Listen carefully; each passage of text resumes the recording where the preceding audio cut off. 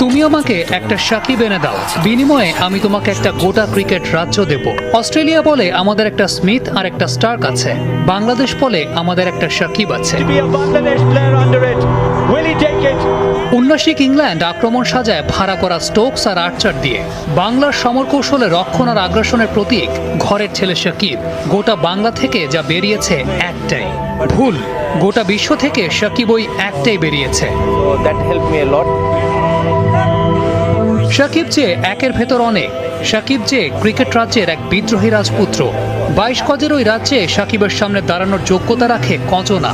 কজনা সাহস পায় সাকিবের ওই রক্তচক্ষুকে চ্যালেঞ্জ দিতে। বনবাসে যাওয়ার আগে কে পেরেছে সাকিবের রাজ্যে হানা দিতে?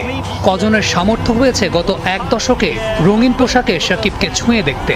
কেউই পারেনি, কারো সামর্থ্য হয়নি, কারণ সুপারহিরোরা সাধারণের কাতারে নামে না।